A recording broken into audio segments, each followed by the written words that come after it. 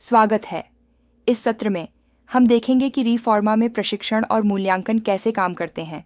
यह आपके भूमिका का दिल है, आपके समूह को मंत्रालय में क्षमता की ओर मार्गदर्शन करना। पहले आइए 3 महत्वपूर्ण प्रशिक्षण दिशा निर्देशों पर नजर डालते हैं। प्रशिक्षण होना चाहिए। 1. परिणाम आधारित प्रशिक्षण रीफॉर्मा के 27 परिणामों पर आधारित है। ये बाइबल के अनुसार सरल और व्यावहारिक हैं। पारंपरिक ग्रेडिंग के विपरीत छात्रों को योग्य या अभियोग्य नहीं के रूप में अंकित किया जाता है। आपकी भूमिका उन्हें वहां से वहां ले जाने में मदद करना है जहां उन्हें होना चाहिए। प्रत्येक परिणाम को व्यवहार में प्रदर्शित करने में सक्षम होना। नंबर 2.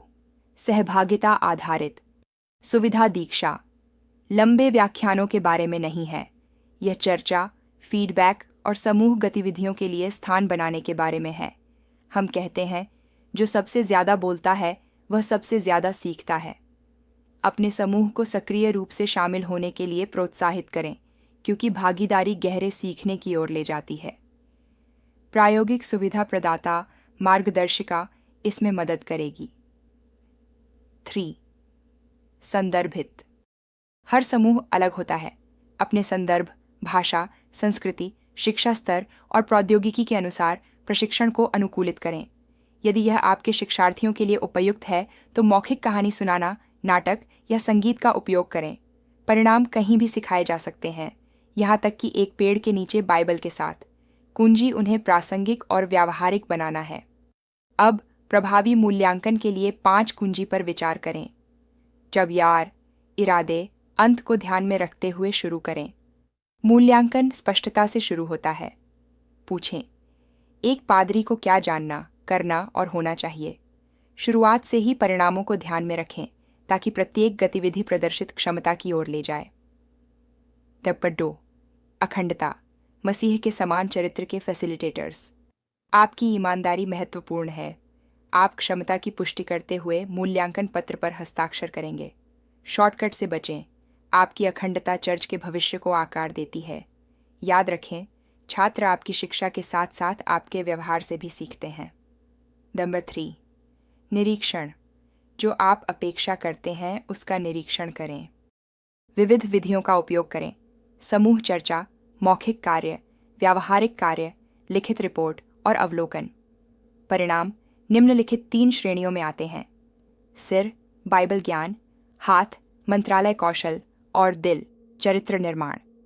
इस प्रकार आपके मूल्यांकन की विधि उस प्रकार के परिणाम के अनुसार भिन्न होगी जिसका मूल्यांकन किया जा रहा है।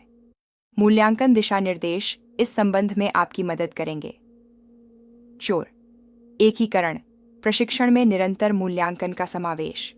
मूल्यांकन एक अंतिम परीक्षा नहीं है, यह निरंतर है और प्रशिक्षण में समाहित है।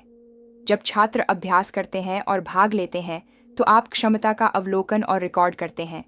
इससे मूल्यांकन स्वाभाविक और प्रभावी बनता है। 5. हस्तक्षेप जब आप समस्या देखें तो हस्तक्षेप करें। जब एक छात्र अभी तक सक्षम नहीं है तो आप हस्तक्षेप करते हैं। सैंडविच विधि का उपयोग करके फीडबैक दें। प्रोत्साहन के साथ शुरू करें, फिर सुधार के क्षेत्र, फिर सिफारिशें। दया और सत्य मिलकर छात्रों को बढ़ने में मदद करते हैं। संक्षेप में, प्रशिक्षण परिणाम आधारित, सहभागिता वाला और संदर्भित है। मूल्यांकन जानबूझकर किया जाता है जो सत्यनिष्ठा, निरीक्षण, एकीकरण और हस्तक्षेप द्वारा चिह्नित होता है। ये सिद्धांत मिलकर सुनिश्चित करते हैं कि आपका समूह मंत्रालय के लिए वास्तविक क्षमता प्रदर्शित करे। अगले चरण में हम उन साझेदारी आवश्यकताओं पर ध्यान देंगे जो विश्व भर में सुविधा प्रदान करने वालों को एकजुट करती हैं।